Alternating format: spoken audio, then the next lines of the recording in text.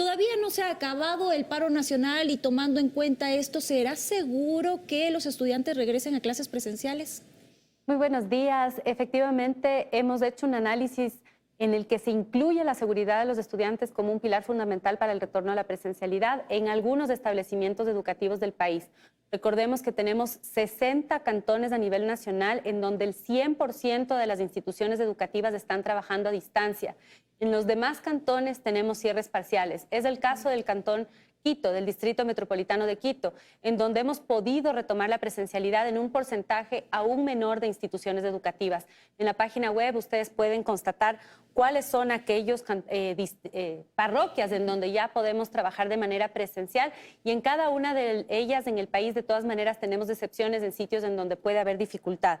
Tenemos las parroquias de San Juan, La Libertad, Centro Histórico, Chilobulo, Ichimbía, Poengasí, Guayabamba, Calderón, Llano Chico, Cochapamba, Concepción, Belisario Quevedo, Mariscal Sucre, Rumipamba, Jipijapa, Nayón, Kennedy, San Isidro del Inca, Zambisa, Iñaquito, Huamaní, Chillogallo, Turubamba, Quitumbe, Amaguaña, La Ecuatoriana, San Antonio, Calacalí, Pomasqui, Amaguaña, Huangopolo, La Floresta y Mariscal Sucre son parroquias en donde aún mantenemos el 100% de la educación a distancia. En las otras parroquias de la ciudad existen excepciones, como les digo, esto se actualiza 3 veces al día. Este retorno progresivo tiene que ser evaluado constantemente. Tenemos personal del Ministerio de Educación en el Servicio Integrado de Seguridad, en el ECU 911, haciendo la valoración de la movilidad y la seguridad de los estudiantes.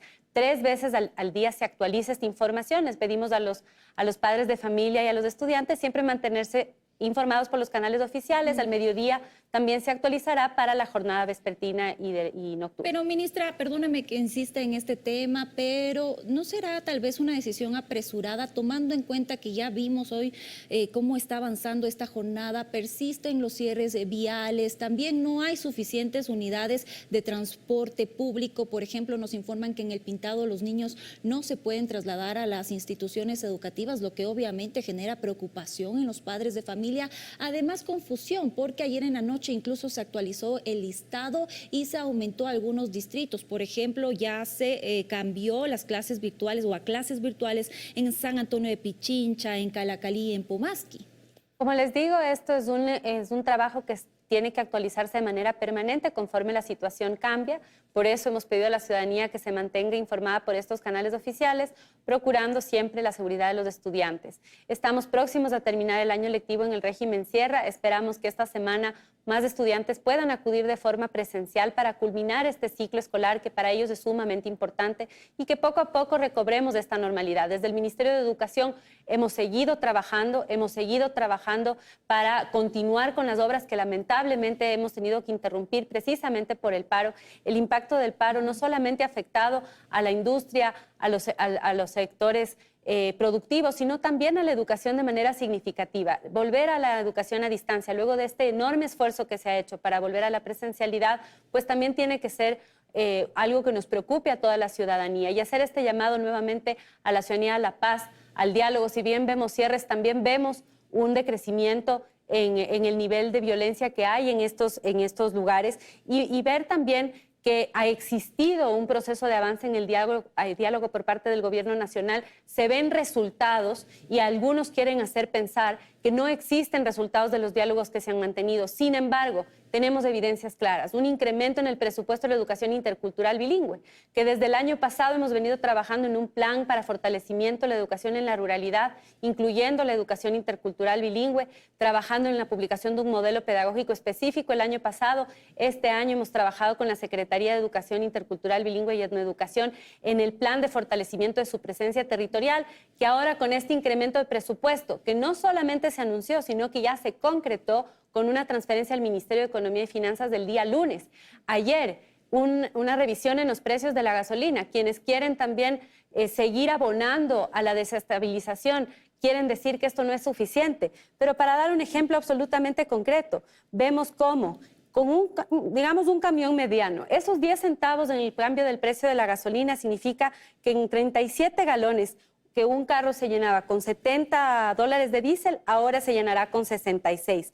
Si recorre 1,000 kilómetros semanales promedio, para tener una idea, eso era $560 de diésel al mes. Ahora será aproximadamente de 526. Esto es un ahorro de 32 y 38 dólares Ministra, queremos respectivamente. profundizar sobre el tema netamente académico de los estudiantes porque nos preocupa, ya que en lo que va de esta jornada también hemos tenido reportes que hay estudiantes, obviamente, que están en zonas o viven en zonas donde están o permanecen las clases virtuales, pero que ellos estudian en zonas donde las clases son presenciales y no se pueden, obviamente, trasladar hasta sus instituciones educativas. ¿Qué se hace en estos casos? O para ellos, por ejemplo, quienes no se pueden trasladar, van a permanecer las clases virtuales. ¿Cuáles son las medidas que se han pensado en este sentido?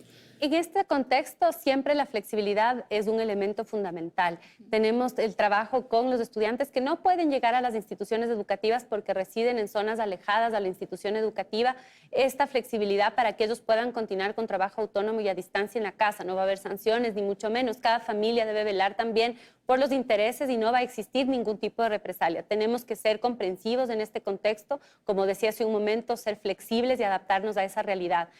También mencionarles que en ningún momento se va a poner en riesgo a los estudiantes. Si es que el Ministerio de Educación, conjuntamente con los entes de seguridad, pueden identificar que va a haber algún cierre de vías o que podría haber una dificultad en ese traslado, entonces también se volvería a las clases a distancia. Esperamos que esto no sea necesario, al contrario, esperamos que poco a poco esta normalidad que vemos que se va recobrando y esta actividad en la ciudad continúe.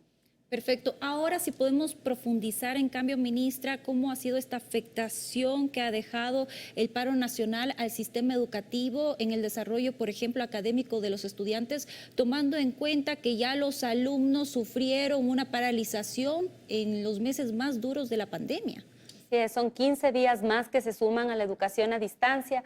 Recordarán ustedes que los estudiantes del régimen Sierra Amazonía este año volvieron progresivamente esa presencialidad. Hemos visto la dificultad que tienen para socializar, este impacto tan fuerte que tuvo la pandemia, no solamente en aquellos elementos que tenían que ver con el desarrollo del currículo, es decir, lengua, literatura, matemáticas, sino también estos otros elementos fundamentales de habilidades socioemocionales. En ese sentido, estos 15 días no ayudan no solamente por la falta de presencialidad, sino que también dificultan esa recuperación de la confianza, de la tranquilidad. Vimos cómo durante la pandemia se incrementaron los índices de ansiedad, de estrés. Pues lógicamente ahora la mayoría de los ecuatorianos, al tener este nivel de incertidumbre, también sentimos ansiedad, estrés. Los niños no son la excepción. Tenemos como padres de familia que ser claros, también explicarles a ellos con absoluta calma lo que está sucediendo, garantizarles que les estamos protegiendo. Ellos escuchan nuestras conversaciones y por lo tanto eso también genera ansiedad en los niños. Todo esto repercute en su desarrollo integral. Por lo tanto, el volver a la normalidad, el suspender este tipo de acciones que impiden el correcto trabajo, no solamente en la educación, sino el correcto devenir y normal devenir de las ciudades, es fundamental. Pedimos paz. El Ecuador quiere paz, el Ecuador quiere volver a la normalidad y queremos volver a trabajar en nuestra agenda que no ha parado. Seguimos con los pagos de incentivos jubilares, seguimos avanzando en el proceso de recategorización de docentes, en el ascenso de categorías, seguimos trabajando en la elaboración del reglamento a la Ley Orgánica de Educación. Ahora mismo estamos esta semana en reuniones con los gremios para en pocos días poder entregar a la presidencia ya la versión final del reglamento a la Ley Orgánica de Educación Intercultural. No podemos detenernos, no podemos parar. El país necesita seguir adelante en su desarrollo. Ministra, perdón que le corte, pero en honor al tiempo quería aprovechar también para preguntarle qué otras afectaciones ha generado las paralizaciones al sistema educativo. Por ejemplo, ¿hay instituciones quizás que han sido vandalizadas? ¿Hay daños a la infraestructura educativa? No, ventajosamente no hemos tenido ningún tipo de afectación a la infraestructura educativa que haya sido reportada hasta el momento. Sí, hemos utilizado algunas instituciones educativas para distintas actividades. Por ejemplo, la unidad educativa Manuela Cañizares ha sido utilizada como un punto de paz, no ha sufrido ningún tipo de daño y está en perfecto estado. Asimismo, hemos tenido pedidos para que puedan resguardarse allí alimentos, entre otras cosas, en instituciones educativas, sin embargo, ninguna afectación. Pero sí hemos tenido afectación al proceso de construcción de aproximadamente 77 instituciones educativas, tanto en intervenciones de mantenimiento como en obras nuevas, algunas de ellas inclusive en instituciones de educación intercultural bilingüe, afectando a las mismas comunidades que están pidiendo por la educación. Esto es una contradicción. Hemos tenido que suspender 2 obras nuevas de instituciones grandes de 1.200 estudiantes valoradas en más o menos 11 millones de dólares para las comunidades indígenas, en este momento suspendidas. Y también hemos tenido que dificultades en algunos lugares en la entrega de la alimentación escolar y de libros de texto, que esperamos poder recuperar en estos días que ya vemos una mejor o más fácil movilidad entre las distintas ¿A ciudades. cuántas instituciones y en qué provincias no se ha podido entregar la alimentación escolar? Esto ha afectado a un poco más de 500,000 estudiantes que no han podido recibir las instituciones educativas en distintos lugares del país.